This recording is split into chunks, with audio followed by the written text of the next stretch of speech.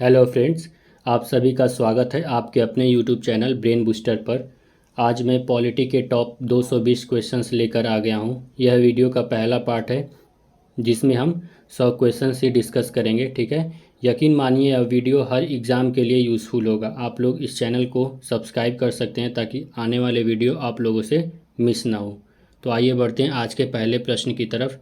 तो आज का पहला प्रश्न है, संविधान सभा की प्रथम बैठक कब हुई थी? तो संविधान सभा की जो प्रथम बैठक हुई थी वह 9 दिसंबर 1946 को हुई थी। तो ऑप्शन ए क्या हो जाएगा? करेक्ट हो जाएगा। अगला प्रश्न है, संविधान सभा के अस्थाई अध्यक्ष के रूप में किसे नियुक्त किया गया था? याद रखिएगा, अस्थाई अध्यक्ष के रूप में डॉक्टर सच्चिदानंद सिन्हा को नियुक्त किया गया था। तो ऑप्शन बी हो जाएगा करेक्ट इसका। अगला प्रश्न, प्रारूप समिति के अध्यक्ष कौन थे? तो प्रारूप समिति के अध्यक्ष थे भीमराव अंबेडकर। तो करेक्ट आंसर हो जाएगा ऑप्शन डी, भीमराव अंबेडकर। अगला प्रश्न है, किसने विधानसभा के बेहद टिकाऊ अध्यक्ष के रूप में पदभार संभाला था? तो टिकाऊ अध्यक्ष के रूप में डॉक्टर राजेंद्र प्रसाद ने पदभार संभाला था। तो ऑप्शन डी हो ऑप्शन सी हो जाएगा करेक्ट इसका। आज का अगला प्रश्न है, संविधान सभा ने अंतिम रूप से संविधान को कब पारित किया था?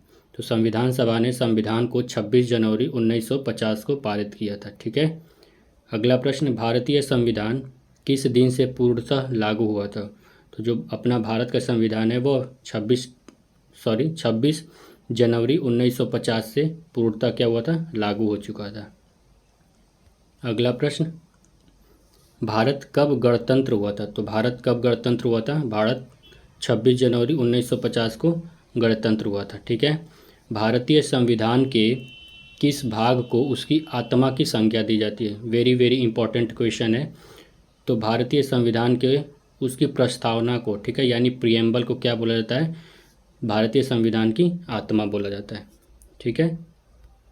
आज का अगला प्रश्न है, संविधान सभा ने राष्ट्रीय गान को कब स्वीकार किया था? संविधान सभा ने राष्ट्रीय गान को कब स्वीकार किया था? तो इस प्रश्न का सही जवाब हो जाएगा 24 जनवरी 1950 को संविधान सभा ने राष्ट्रीय गान को स्वीकार कर लिया था। अगला प्रश्न, भारतीय नागरिकों को प्राप्त मूल अधिकारों की संख्या कितनी है? तो भारतीय नागरिकों को कितनी मूल अधिकार प्राप्त हैं? तो इस प्रश्न का सही जवाब हो जाएगा 6। ठीक है। आइए आज के अगले प्रश्न की तरफ बढ़ते हैं। संपत्ति के अधिकार को किस संविधान के संशोधन द्वारा हटाया गया था? तो जो संविधान का 44वां संशोधन हुआ था, ठीक है, उसके द्वारा संपत्ति का जो अधिकार था, जो फंडामेंटल राइट्स था पहले आर्टिकल 19 के अंदर, उसको हटा दिया गया था। ठीक है। उसी के बाद जो हमारे मूल अधिकार है वह 6 हो गए थे, 6 हो गए थे। ठीक है। आज का अगला प्रश्न, मूल अधिकारों का रक्षक किसे कहा जाता है? तो मूल अधिकारों का रक्षक आपका सर्वोच्च न्यायालय को भी बोला जाता है और उच्च न्यायालय को भी बोला जाता है। तो इस प्रश्न का सही जवाब हो जाएगा ए और बी दोनों। अगला प्रश्न, निम्न में से किस अनुच्छेद के द्वारा 6 से 14 वर्ष तक के बच्चों के लिए शिक्षा का अधिकार मूल अधिकार माना गया है? तो 6 से 14 वर्ष तक के बच्चों के लिए कौन सा जो इसमें से आर्टिकल अनुच्छेद है उसके तहत मूल अधिकार माना गया है? तो इस प्रश्न का सही जवाब हो जाएगा ऑप्शन सी, यानी अनुच्छेद 21A। यह किस संशोधन के द्वारा कॉन्स्टिट्यूशन में आया था? तो इस प्रश्न का सही जवाब हो जाएगा 86, यानी 86 कॉन्स्टिट्यूशनल अमेंडमेंट जो हुआ था उसके तहत यह अधिकार जोड़ा गया था। अगला प्रश्न, लोक कल्याणकारी राज्य की अवधारणा किसमें निहित है? तो लोक कल्याणकारी राज्य की अवधारणा आपका राज्य के नीति निर्देशक तत्व के अंदर है। ठीक है। तो ऑप्शन बी हो जाएगा करेक्ट। आज का अगला प्रश्न, संविधान का अनुच्छेद 40 राज्य को निर्देश देता है, क्या निर्देश देता है? तो इस प्रश्न का सही जवाब हो जाएगा ग्राम पंचायतों का संगठन करना, यानी जो अनुच्छेद है 40 उसके तहत ग्राम पंचायतों का संगठन होता है। संविधान में मूल कर्तव्यों को शामिल करने की प्रेरणा किस देश के संविधान से ली गई है? तो इस प्रश्न का सही जवाब हो जाएगा रूस। अगला प्रश्न, संविधान में मौलिक कर्तव्यों की कुल संख्या कितनी है? तो बात हो रही है यहाँ पे मौलिक कर्तव्यों की कुल संख्या। तो मौलिक कर्तव्यों की कुल संख्या कितनी है? 11 है, यानी 11 है कुल मौलिक कर्तव्य। अगला प्रश्न, संविधान में मूल कर्तव्यों को किस समिति के अनुशंसा यानी किस समिति के आधार पर शामिल किया गया था? तो इस प्रश्न का सही जवाब हो जाएगा स्वर्ण सिंह समिति। यानी स्वर्ण सिंह की कमेटी ने ही बोला था कि संविधान में मूल कर्तव्य यानी फंडामेंटल ड्यूटीज़ भी होने चाहिए। तो उनके कमेटी के अनुसार फंडामेंटल ड्यूटीज़ को इनकारपोरेट किया गया था। लेकिन कुछ और भी चीज़ें थी जिसको हम फंडामेंटल ड्यूटी में नहीं लाते हैं, और वो चीज़ें इनकी कमेटी ने बोला था। जैसे इन्होंने बोला था कि जो टैक्स होता है वो पे करना लोगों की ड्यूटी है। तो ये चीज़ क्या है, फंडामेंटल ड्यूटी में शामिल नहीं है, हालांकि इन्होंने रिकमेंड किया था वो। ठीक है, आइए बढ़ते हैं आज के अगले प्रश्न की तरफ। भारतीय संघ की शक्ति किस में निहित है? तो भारतीय संघ की शक्ति राष्ट्रपति में निहित होता है। ठीक है, अगला प्रश्न, राष्ट्रपति के कार्यकाल की अवधि क्या होती है? तो राष्ट्रपति के कार्यकाल की अवधि होती है 5 वर्ष। आज का अगला प्रश्न है, राष्ट्रपति के निर्वाचक मंडल में कौन शामिल होता है? यानी राष्ट्रपति का जब इलेक्शन होता है तो उसमें कौन कौन इलेक्शन करते हैं, वोट देते हैं उनको। ठीक है, तो इस प्रश्न का सही जवाब हो जाएगा संसद के दोनों सदनों के निर्वाचित सदस्य तथा राज्यों की विधानसभाओं के निर्वाचित सदस्य। तो ऑप्शन सी हो जाएगा करेक्ट आंसर। याद रखिएगा, जो विधान परिषद होता है ना संसद का, राज्य का, वहाँ से लोग जो होते हैं वो निर्वाचित नहीं करते हैं राष्ट्रपति को। सिर्फ कौन कौन करता है? संसद के दोनों सदनों के निर्वाचित सदस्य। ठीक है, और राज्य के विधानसभाओं के सिर्फ और सिर्फ निर्वाचित सदस्य। अगला प्रश्न, राष्ट्रपति पद के चुनाव के लिए कौन सी विधि अपनाई जाती है? तो राष्ट्रपति पद के लिए ये तीनों विधि अपनाई जाती है, यानी आनुपातिक प्रतिनिधित्व, एकल संक्रमणीय, अप्रत्यक्ष मतदान। तो इस प्रश्न का करेक्ट जवाब हो जाएगा ऑप्शन डी, यानी उपयुक्त सभी। आज का अगला प्रश्न, निर्विरोध चुने जाने वाले राष्ट्रपति कौन थे? तो निर्विरोध राष्ट्रपति चुने जाने वाले नीलम संजीव रेड्डी थे। ठीक है, अगला प्रश्न, राष्ट्रपति पर महाभियोग का आरोप संसद के किस सदन द्वारा लगाया जा सकता है? तो राष्ट्रपति पर महाभियोग का आरोप दोनों संसद द्वारा लगाया जा सकता है, यानी लोकसभा से भी लगाया जा सकता है, राज्यसभा से भी लगाया जा सकता है। तो इस प्रश्न का सही जवाब हो जाएगा ऑप्शन सी, यानी संसद के किसी भी सदन द्वारा। ठीक है, आज का अगला प्रश्न, भारतीय सेनाओं का सर्वोच्च सेनापति कौन होता है? तो भारतीय सेनाओं का सर्वोच्च सेनापति राष्ट्रपति होता है। भारतीय संविधान के अनुसार संघ की कार्यपालिका शक्ति किसमें निहित होती है? तो इस प्रश्न का सही जवाब हो जाएगा राष्ट्रपति। ठीक है, आप लोगों को अगर वीडियो पसंद आता हो तो इसे शेयर भी कर सकते हैं आप लोग। आज का अगला प्रश्न, उपराष्ट्रपति के निर्वाचक मंडल में कौन कौन शामिल होता है? अभी तक हमने देखा कि राष्ट्रपति के निर्वाचक मंडल में कौन कौन शामिल होता है। यहाँ क्या पूछा है, उपराष्ट्रपति के निर्वाचक मंडल में कौन कौन शामिल होता है? तो इस प्रश्न का सही जवाब हो जाएगा राज्यसभा एवं लोकसभा के निर्वाचित सदस्य। ठीक है, सिर्फ राज्यसभा एवं लोकसभा के निर्वाचित सदस्य ही इसमें शामिल होते हैं। अगला प्रश्न, राष्ट्रपति राज्यसभा में कितने सदस्यों को मनोनीत करता है? ध्यान दीजिएगा, राष्ट्रपति राज्यसभा में कितने सदस्य को मनोनीत करता है? लोकसभा में नहीं, किस में बात हुई? राज्यसभा में। तो राज्यसभा में ये 12 को मनोनीत कर सकते हैं राष्ट्रपति। अगला प्रश्न, भारतीय संसद के ऊपरी सदन को क्या कहा जाता है? बहुत इजी क्वेश्चन है। तो भारतीय संसद के ऊपरी सदन को राज्यसभा बोला जाता है। प्रधानमंत्री की नियुक्ति कौन करता है? तो प्रधानमंत्री की नियुक्ति राष्ट्रपति के द्वारा किया जाता है। आज का अगला प्रश्न, यदि प्रधानमंत्री, ठीक है, या कोई अन्य मंत्री सदन का सदस्य नहीं है तो उसे पद पर बने रहने के लिए, यानी वो प्रधानमंत्री बना रहे या सदन का मंत्री बना रहे, उसके लिए कितने दिनों के अंदर संसद का सदस्य बनना आवश्यक है? तो उसके लिए उसे क्या करना चाहिए? 6 महीने के अंदर, ठीक है, 6 महीने के अंदर संसद का सदस्य बनना अनिवार्य है। अगला प्रश्न, मंत्रिपरिषद सामूहिक रूप से किसके प्रति उत्तरदायी है? तो मंत्रिपरिषद जो होता है वो सामूहिक रूप से लोकसभा के उत्तरदायी होता है। ठीक है, तो करेक्ट आंसर हो जाएगा ऑप्शन सी लोकसभा। आज का अगला प्रश्न है, लोकसभा की अधिकतम सदस्य संख्या क्या हो सकती है। यहाँ पे बात बोला कि लोकसभा की अधिकतम जो सदस्य संख्या वो क्या हो सकती है, तो वो हो सकती है 552। तो करेक्ट आंसर हो जाएगा 552। राज्यसभा की अधिकतम सदस्य संख्या क्या हो सकती है, तो 250। ठीक है, ऑप्शन सी हो जाएगा करेक्ट। आज का अगला प्रश्न,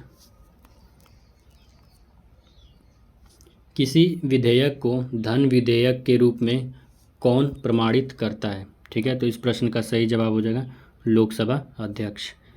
केंद्र सरकार का प्रथम विधि अधिकारी कौन होता है, तो केंद्र सरकार का जो प्रथम विधि अधिकारी होता है वो कौन होता है, महान्यवादी होते हैं। ठीक है, ऑप्शन सी हो जाएगा करेक्ट आंसर इसका।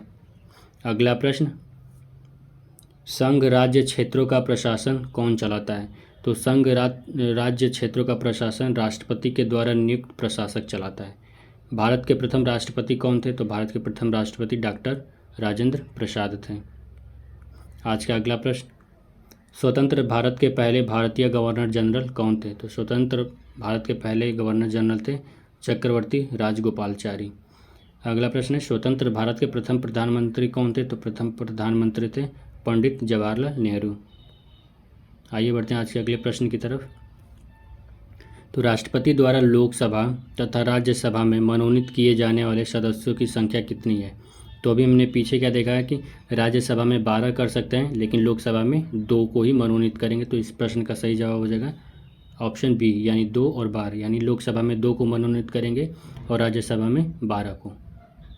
अगला प्रश्न है, लोकसभा एवं राज्यसभा के 2 अधिवेशनों के बीच अधिकतम कितने समय का अंतर होना चाहिए, तो लोकसभा और एवं राज्यसभा के अधिवेशन के बीच कम से कम 6 महीने का, ठीक है, मैक्सिमम 6 महीने का अंतर होना चाहिए। ठीक है, अधिकतम 6 महीने का अंतर होना चाहिए।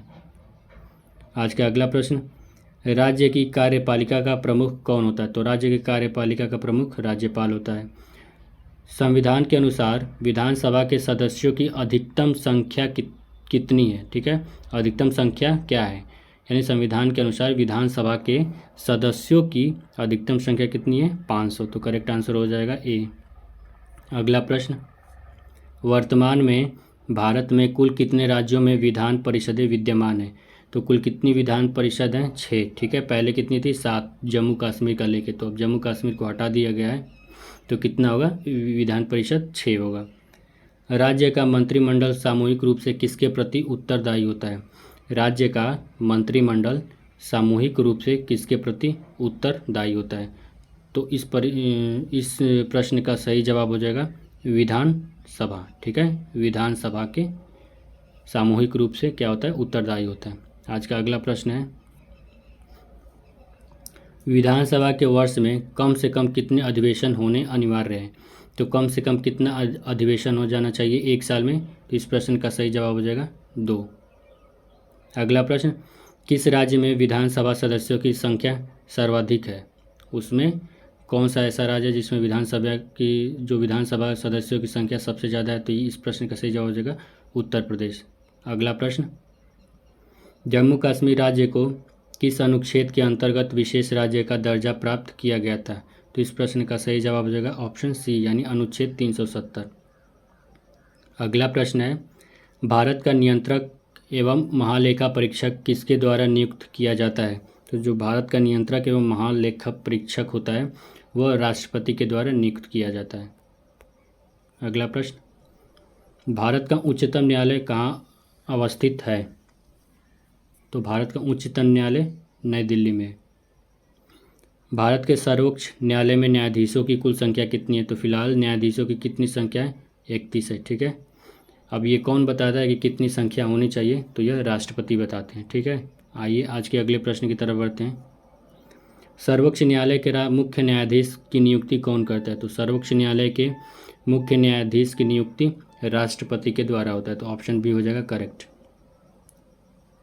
अगला प्रश्न, उच्चतम न्यायालय के न्यायाधीशों का कार्यकाल कितना होता है, तो बात यहाँ पे हो रही है उच्चतम न्यायालय की, यानी सुप्रीम कोर्ट के जो भी जज होते हैं उनका कार्यकाल कितना होता है, तो उनका कार्यकाल होता है ऑप्शन डी करेक्ट हो जाएगा, यानी 65 वर्ष की आयु पूरी होने तक। ठीक है, कोई मिनिमम नहीं है कि इतने वर्ष तक ही हो, लेकिन जहाँ उनकी आयु 65 वर्ष हुई वहाँ उनकी कार्यकाल समाप्त हो जाएगा। अगला प्रश्न, सर्वोच्च न्यायालय के प्रथम मुख्य न्यायाधीश कौन थे? तो सर्वोच्च न्यायालय के जो प्रथम मुख्य न्यायाधीश थे वो थे हीरालाल जे कानिया। ठीक है, ऑप्शन सी हो जाएगा करेक्ट। अगला प्रश्न, वर्तमान में भारत में उच्च न्यायालयों की कुल संख्या कितनी है? यहाँ पूछा है कि अभी फ़िलहाल में भारत में कितने उच्च न्यायालय हैं, तो इस प्रश्न का सही जवाब हो जाएगा 24। अगला प्रश्न, उच्च न्यायालय के मुख्य न्यायाधीश की नियुक्ति कौन करता है? बात हो रही है मुख्य न्यायाधीश, तो मुख्य न्यायाधीश की नियुक्ति कौन करता है? राष्ट्रपति के द्वारा किया जाता है। उच्च न्यायालय के न्यायाधीशों के कार्यकाल की सीमा कितनी होती है? तो उच्च न्यायालय, ठीक है, यानी हाई कोर्ट की बात हो रही है, तो वहाँ पे उनकी जो कार्यकाल सीमा होती है वो है अपनी उम्र के 62 वर्ष पूरा होने तक। ठीक है, सुप्रीम कोर्ट में कितना था? 65, और यहाँ पे कितना है? 62। आज का अगला प्रश्न, निम्नलिखित में से किस उच्च न्यायालय की अधिकारिता सर्वाधिक क्षेत्रों पर है? तो इस प्रश्न का सही जवाब हो जाएगा गुवाहाटी। ठीक है, यानी असम में। अगला प्रश्न है, किस उच्च न्यायालय में सर्वाधिक संख्या में न्यायाधीश कार्यरत हैं? ठीक है, तो इस प्रश्न का सही जवाब हो जाएगा इलाहाबाद। आज का अगला प्रश्न है, संविधान के किस अनुच्छेद के द्वारा राष्ट्रपति को सर्वोच्च न्यायालय से परामर्श मांगने का अधिकार प्राप्त होता है? तो इस यानी अगर राष्ट्रपति चाहे तो सुप्रीम कोर्ट से किसी मैटर पर सुप्रीम कोर्ट का निर्णय मांग सकता है। ठीक है, कि कुछ उसको ज़रूरत है किसी केस में तो वहाँ पे मांग सकता है। तो ये इस प्रश्न का सही जवाब हो जाएगा अनुच्छेद 143। ठीक है, निम्न में से किस केंद्र शासित प्रदेश का अपना उच्च न्यायालय है? तो इसमें से या न लक्षद्वीप का है, न दमन द्वीप का है, न पुदुचेरी का है, तो ऑप्शन हो जाएगा डी, उपरोक्त में से किसी का नहीं। अगला प्रश्न, राष्ट्रपति राष्ट्रीय आपातकाल की उद्घोषणा निम्न में से किस स्थितियों में कर सकता है? ठीक है, राष्ट्रीय आपातकाल यानी नेशनल इमरजेंसी की बात हो रही है, तो वो युद्ध के टाइम में भी कर सकता है, अगर बाहर से कुछ आक्रमण हो रहा है वहाँ पे भी कर सकता है, सशस्त्र विद्रोह अगर हो गया तो वहाँ पे भी कर सकता है। तो ऑप्शन डी हो जाएगा करेक्ट, यानी उपरोक्त सभी। भारत में अब तक कितनी बार राष्ट्रीय आपात की घोषणा की जा चुकी है?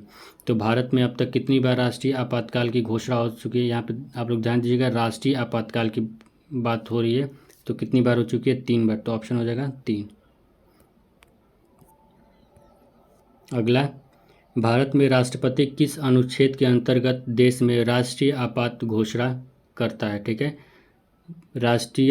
भारत में राष्ट्रपति किस अनुच्छेद के अंतर्गत देश में राष्ट्रीय आपात की बात हो रही है? ठीक है, यहाँ पे नेशनल इमरजेंसी की बात हो रही है, तो नेशनल इमरजेंसी अनुच्छेद यानी अनुच्छेद 352 के तहत की जाती है। ठीक है, संविधान के किस अनुच्छेद के आधार पर राज्यों में संवैधानिक तंत्र की विफलता पर राष्ट्रपति शासन लगाया जा सकता है? यानी प्रेसिडेंट रूल की बात हुई है, तो प्रेसिडेंट रूल किस अनुच्छेद के तहत लगाया जा सकता है? ऑप्शन बी हो जाएगा करेक्ट, अनुच्छेद 356। अगला प्रश्न, राज्यों में राष्ट्रपति शासन की अधिकतम अवधि क्या होती है? तो अधिकतम अवधि होती है राष्ट्रपति का वो है 3 साल तक। ठीक है, यानी किसी राज्य में अगर राष्ट्रपति शासन है तो मैक्सिमम 3 साल तक लगाया जा सकता है। ठीक है, संविधान के किस अनुच्छेद के आधार पर देश में वित्तीय आपातकाल की घोषणा की जा सकती है? यानी यहाँ पे कौन सा बात हो रही है? यहाँ पे फाइनेंशियल इमरजेंसी की बात हो रही है, तो इस प्रश्न का सही जवाब हो जाएगा अनुच्छेद 360 के तहत। अगला प्रश्न, संसद द्वारा अनुमोदन के बाद किसी राज्य में राष्ट्रपति शासन एक बार में कितने समय तक के लिए लागू किया जा सकता है? तो एक बार में सिर्फ 6 महीने के लिए लागू किया जा सकता है, मैक्सिमम 3 साल, लेकिन एक बार में 6 महीने, यानी 6 महीने बाद फिर से उसको रिपील करवाना पड़ेगा लोकसभा या राज्यसभा से। ठीक है, उसके बाद आगे बढ़ेगा, लेकिन मैक्सिमम 3 साल तक ही लग सकता है राष्ट्रपति शासन। ठीक है, अगला प्रश्न है, राज्य में राष्ट्रपति शासन लगाने की स्थिति में कितने दिनों के अंदर उसकी संसद के स्वीकृति आवश्यक है? तो कितने दिनों के अंदर? 60 दिन के अंदर, यानी राष्ट्रपति चाहेगा तो राष्ट्रपति शासन तो लगा लेगा, लेकिन 30 दिन के अंदर राष्ट्रपति शासन को लोकसभा और राज्यसभा से क्या करना पड़ेगा? अनुमोदित करवाना पड़ेगा। ठीक है, अगला प्रश्न, दल बदल से संबंधित कानून का उल्लेख किस अनुसूची में है? तो दल बदल जो है वो किससे संबंधित है? वो 10वीं अनुसूची से है, यानी 10th शेड्यूल से। ठीक है। संविधान द्वारा कितनी भाषाओं को मान्यता प्रदान की गई है? तो संविधान द्वारा 22 भाषाओं को मान्यता प्राप्त की गई है। आज का अगला प्रश्न है 73वां संविधान संशोधन किससे संबंधित है? तो ये पंचायती राज से संबंधित है। ठीक है। 73 कॉन्स्टिट्यूशनल अमेंडमेंट किससे रिलेटेड है? पंचायती राज से। वित्त आयोग यानी फाइनेंस कमीशन के गठन का प्रावधान किस अनुच्छेद में है? तो यह है आर्टिकल 280, यानी अनुच्छेद 280 में क्या मेंशन है? Finance commission. आज का अगला प्रश्न, निम्न में से योजना आयोग का प्रधान अध्यक्ष कौन होता है? तो प्रधान अध्यक्ष कौन होता है योजना आयोग का? प्रधानमंत्री होते हैं। अगला प्रश्न, भारत में प्रथम योजना आयोग का गठन कब किया गया था? तो भारत में प्रथम योजना आयोग का गठन 15 मार्च 1950 को किया गया था। आज का अगला प्रश्न, राष्ट्रीय विकास परिषद की स्थापना कब हुई थी? तो राष्ट्रीय विकास परिषद की स्थापना 1952 में हुआ था। भाषा के आधार पर गठित भारत का पहला राज्य, तो भाषा के आधार पर जो भारत का पहला राज्य बना है वो कौन सा है? आंध्र प्रदेश है। आज का अगला प्रश्न है, बलवंत राय मेहता समिति का गठन कब किस लिए किया गया था? बलवंत राय मेहता समिति का गठन किया गया था किस लिए? तो पंचायती राज व्यवस्था से संबंधित है। उन्हीं के कहने पे पंचायती राज व्यवस्था 3 टायर सिस्टम पे चलता है। आज का अगला प्रश्न है, भारत में सर्वप्रथम 2 अक्टूबर 1959 को पंचायती राज्य व्यवस्था का शुभारंभ किया गया। ठीक है, लेकिन कहाँ से शुरू किया गया था ये पूछा है, तो ये नागौर राजस्थान से शुरू किया गया था पंचायती राज का शुभारंभ।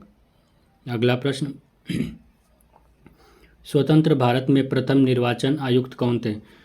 क्वेश्चन क्या है, स्वतंत्र भारत में प्रथम निर्वाचन आयुक्त कौन थे? तो इस प्रश्न का सही जवाब हो जाएगा ऑप्शन बी, सुकुमार सेन। अगला प्रश्न है, पहले वित्त आयोग का गठन 1951 ईस्वी में किया गया। ठीक है, लेकिन इसके अध्यक्ष कौन थे? यानी क्वेश्चन में ये पूछा है कि जो पहले वित्त आयोग था उसका अध्यक्ष कौन था? तो इस प्रश्न का सही जवाब हो जाएगा ऑप्शन ए, केसी नियोगी। अगला प्रश्न, पंचायतों के चुनाव हेतु निर्णय लेने का अधिकार किसे प्राप्त है? तो पंचायतों के चुनाव हेतु निर्णय लेने का अधिकार चुनाव आयोग के पास है। सरकारीय आयोग का संबंध किससे है? तो सरकारीय आयोग का संबंध है केंद्र राज्य संबंधों से। ठीक है, याद रखिएगा, क्वेश्चन डायरेक्ट आते हैं ये सब। ठीक है, ये कोई छोटे मोटे क्वेश्चन नहीं है कि ऐसे ही आया निकल लिया, आप लोग इसको ध्यान से पढ़िए। आज का अगला प्रश्न है, संसद द्वारा देश में सूचना पाने का अधिकार संबंधी विधेयक कब पारित किया गया था? तो इस प्रश्न का सही जवाब हो जाएगा जून 2005। अगला प्रश्न, निम्नलिखित में से कौन सा राज्य का दर्जा प्राप्त करने से पहले केंद्र शासित प्रदेश था? तो इस प्रश्न का सही जवाब हो जाएगा हिमाचल प्रदेश। अगला प्रश्न, राज्य की आकस्मिक निधि का परिचालन कौन करता है? तो राज्य की आकस्मिक निधि का परिचालन राष्ट्रपति के द्वारा किया जाता है। राज्यपाल के दोहरी भूमिका से आप क्या समझते हैं? तो राज्यपाल का दोहरी भूमिका क्या होता है कि वह तो पहला कि वह एक संवैधानिक शासक होता है। ठीक है, और दूसरा वह केंद्र का क्या होता है? एजेंट होता है। ठीक है, केंद्र के द्वारा ही वह सेंट्रल गवर्नमेंट के द्वारा ही वह राज्य में क्या किया जाता है? अपॉइंट किया जाता है। अगला प्रश्न, राज्यपाल को पद व गोपनीयता की शपथ कौन दिलवाता है? तो राज्यपाल को पद व गोपनीयता की शपथ भारत का मुख्य न्यायाधीश दिलवाता है। ठीक है, अगला प्रश्न, इस प्रश्न का सही जवाब हो जाएगा उच्च न्यायालय का न्यायाधीश दिलवाता है। ठीक है, अगला प्रश्न, राज्यपाल निम्न में से किसकी नियुक्ति नहीं कर सकता है? तो राज्यपाल निम्न में से किसकी नियुक्ति नहीं कर सकता? यहाँ पे तो उच्च न्यायालय के न्यायाधीश की नियुक्ति नहीं कर सकता है। उच्च न्यायालय के न्यायाधीश की नियुक्ति किसके द्वारा किया जाता है? राष्ट्रपति के द्वारा किया जाता है। ठीक है, इसका 89 का आप लोग देख लीजिएगा, 89 का ऑप्शन क्या हो जाएगा? ए हो जाएगा। ठीक है, ये फाइनल है। अगला प्रश्न, राज्यपाल द्वारा जारी अध्यादेश स्वयं में अधिकतम कितने समय तक मान्य रहता है? ठीक है, यानी जो राज्यपाल अध्यादेश जारी करता है, ठीक है, वह कितने समय के लिए मान्य रहेगा, तो वो 6 महीने के लिए क्या होता है, मान्य रहता है। राज्यपाल द्वारा जारी अध्यादेश का किसके द्वारा अनुमोदन होना चाहिए, तो किसके द्वारा अनुमोदन होना चाहिए, राज्य विधानमंडल के द्वारा अनुमोदन होना चाहिए। आज का अगला प्रश्न है, राज्यपाल के त्याग पत्र देने या मृत्यु हो जाने की स्थिति में राज्यपाल का कार्यभार कौन संभालता है, तो इस प्रश्न का सही जवाब हो जाएगा भारत का मुख्य न्यायाधीश संभालता है। ठीक है। आज का अगला प्रश्न है, सामान्यतः नहीं, इस प्रश्न का एक बार और हम लोग कंफर्म कर लेते हैं कि राज्यपाल के त्याग पत्र देने या मृत्यु हो जाने की स्थिति में राज्य का कार्यभार कौन संभालता है, तो उस कंडीशन में सर्वोच्च न्यायालय का वरिष्ठ न्यायाधीश संभालता है। ठीक है, ऑप्शन सी करेक्ट हो जाएगा इसका, सॉरी मिस्टेक के लिए। सामान्यतः राष्ट्रपति राज्यपाल की नियुक्ति करने से पूर्व मुख्यमंत्री से सलाह करता है। ठीक है, यह क्या है, तो यह एक परंपरा का मामला है। ठीक है, और कुछ नहीं है। अगला प्रश्न, राज्यपाल पद पर बना रहता है, तो राज्यपाल कब तक पद पर बना रहता है, राष्ट्रपति के प्रसाद पर्यंत तक। ठीक है, जब तक राष्ट्रपति चाहेगा तब तक ही राज्यपाल पद पर बना रहेगा। अगला प्रश्न, राज्य की कार्यपालिका का मुखिया कौन होता है, तो राज्य की कार्यपालिका का मुखिया राज्यपाल होता है। अगला प्रश्न, महालेखा परीक्षक को पद मुक्त किया जा सकता है, कैसे किया जा सकता है, तो उसी प्रकार से जैसे सर्वोच्च न्यायालय के न्यायाधीशों को हटाया जाता है, तो ऑप्शन बी हो जाएगा करेक्ट। यह सुनिश्चित करना कि किसका उत्तरदायित्व है कि संसद के प्राधिकार के बिना भारत की संचित निधि से धन व्यय किया जाए, तो किसके, इस प्रश्न का सही जवाब क्या हो जाएगा, भारत के महालेखा परीक्षक के द्वारा। ठीक है, बिना महालेखा के परीक्षक द्वारा कंसोलिडेटेड फंड ऑफ इंडिया से कोई भी मनी बाहर नहीं निकाला जा सकता। ठीक है। आज का अगला प्रश्न, स्वतंत्रता प्राप्ति के बाद से 2000 के आरंभ तक केंद्रीय मंत्रिपरिषद को कितनी बार अविश्वास प्रस्ताव द्वारा हटाया गया है, तो इस प्रश्न का सही जवाब हो जाएगा केवल 2 बार। अगला प्रश्न और लास्ट प्रश्न भी है, विघटन का निम्न में से किस पर प्रभाव नहीं पड़ता है, तो विघटन का निम्न में से लोकसभा में उद्भूत राज्यसभा को प्रेषित बिल पर कोई भी इफेक्ट नहीं पड़ता है। ठीक है, विघटन मतलब जब जो भी या तो लोकसभा है, ठीक है, वो जब डिसॉल्व हो जाती है तो उस कंडीशन की बात कर रहा है। तो आज के लिए इतना ही प्रश्न। हमें आशा है कि आप लोगों को ये वीडियो पसंद आया होगा। तो अगर वीडियो पसंद आया तो प्लीज़ इसे लाइक करें, चैनल को सब्सक्राइब करें और अपने दोस्तों में या जहाँ भी इस वीडियो की ज़रूरत है वहाँ पे शेयर करें। ठीक है, और प्लीज़ चैनल को सब्सक्राइब करें। Thank you so much for watching this video.